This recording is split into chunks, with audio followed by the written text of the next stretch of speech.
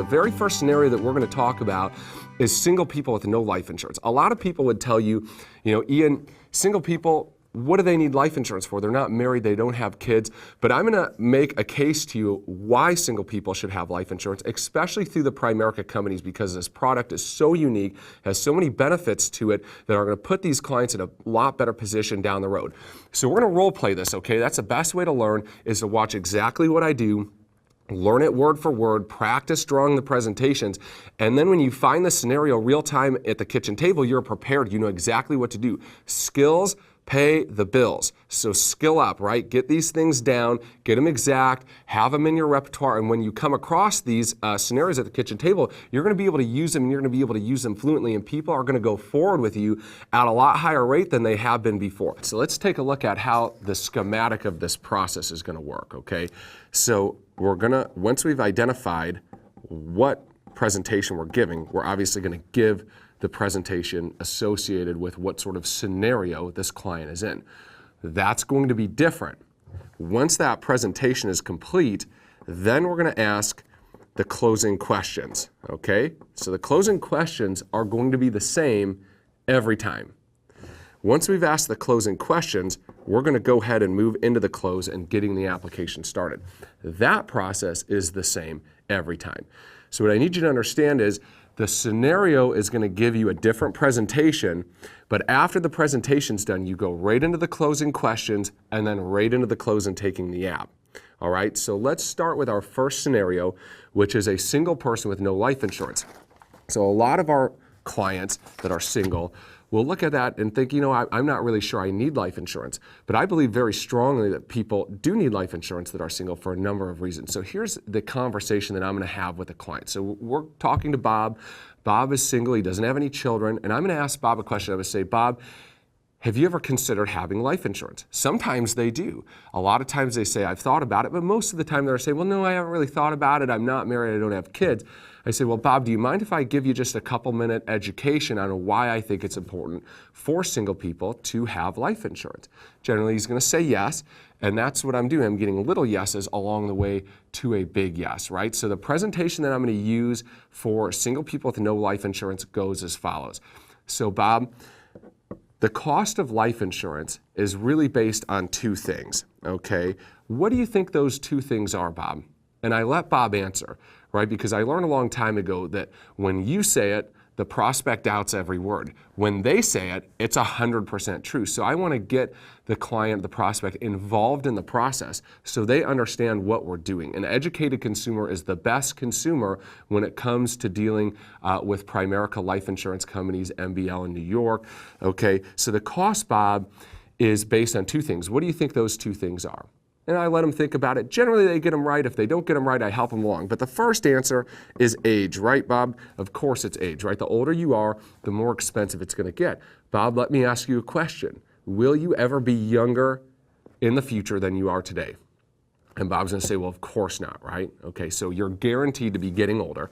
The second factor in determining the cost of your life insurance is your health. So, Bob, let me ask you a question.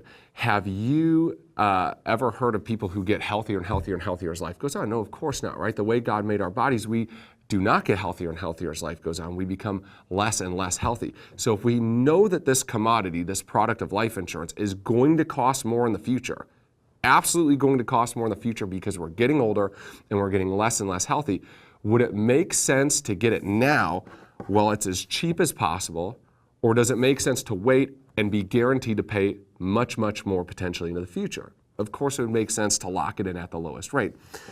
The second benefit, Bob, is something called a living benefit. Most people think the worst thing that could happen to them financially would be to pass away prematurely. But Bob, in your situation, you're not married, you don't have kids, way, way, way worse than that would be for you to get very, very, very sick, but not pass away immediately, right? Because you'd have skyrocketing medical bills. We all know health insurance doesn't pay for everything. Most people who have terminal cancer, let's say, they're not going from radiation to chemotherapy to work, right? So their bills are skyrocketing because of medical expenses. Their income is going down because they're not working as much or at all, right? So if your expenses go up and your income goes down, Bob, is that a good or a bad thing? That's a bad thing, right? Well, if something were to happen to you, God forbid, where you were diagnosed with a terminal illness, and there's some different things. You got to read the contract, exactly what qualifies, how it works. They got to get a note from it. They've got to be seen by a physician, et cetera. Okay, but Bob, if you were able to have a benefit where you had access to, let's say, $250,000 of money that you could get if, God forbid, you were diagnosed with that terminal illness, and you could use that money to maybe take your family on a vacation or seek alternative medical treatment that your insurance didn't pay for, or any number of things. If you had access to that $250,000, would that help you in that situation that, God forbid, something like that happened? Of course it would. Do you have access to $250,000 right now in any other way? No, you don't, right? So that's a reason why you would want this, a benefit to having that.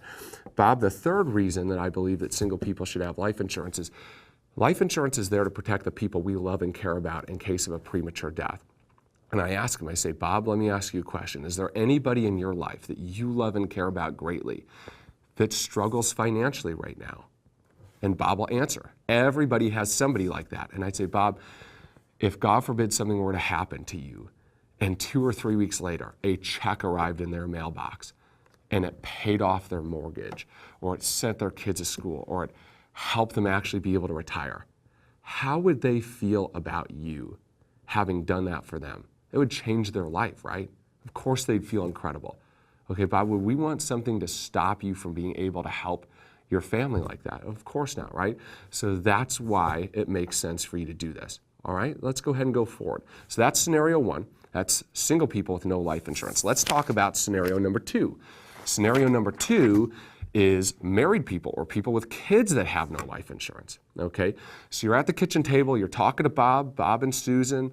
They're married, they've got 2 little kids running around in the background, and you're talking about life insurance. You say, by the way, Bob, who do you guys have your life insurance through? And they reply, well, we don't have any life insurance. So this is exactly what I do. I kind of sit back a little bit. I say, Bob, you have no life insurance? And I let them react. Most people understand this is something they need to be doing. So that reaction that they give me is going to tell me kind of where they're at. And here's the presentation I give to them. I say, Bob, when I meet people that are married with kids like you are that don't have life insurance, it's generally for one of 3 reasons, okay? The first reason is they kind of know they need to do it. See, I'm shaking my head yes, right? They kind of know they need to do it. They just really haven't gotten around to getting it done, okay? The second reason is sometimes people are concerned about the cost. They really haven't looked into it much. They're just afraid of another expense, okay? Now, the third reason, Bob, and I'm sure this isn't you, okay?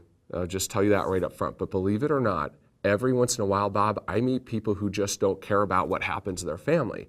Now, obviously, that's not you, right? We're sitting here, you have a great family.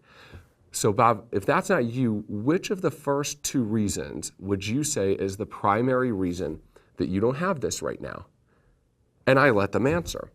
And if it's they know they need to get it done, I say, well, we're going to help solve that tonight, okay? We're going to get that done for you. If it's a cost issue, I'll ask them another question. I'll say, well, what do you think it would cost for you to have that? Okay, and I just let them put out some ballpark, and then I go into the closing questions, which we're going to get to. So that's it for the presentation. Very quick, 3 bullet points, right? Know, cost, and don't care. Okay, but listen to me on this. You can't say I meet people who don't care about their family. The first thing you say is, believe it or not, and I know this isn't you. You make sure you let them know it's not them, okay? I'm sure this isn't you, but every once in a while I meet people who just don't care, okay, about what happens to their family. So get that off the table, and they'll pick from one of the first 2, and then you can address that concern, ask some closing questions, and get them to move forward.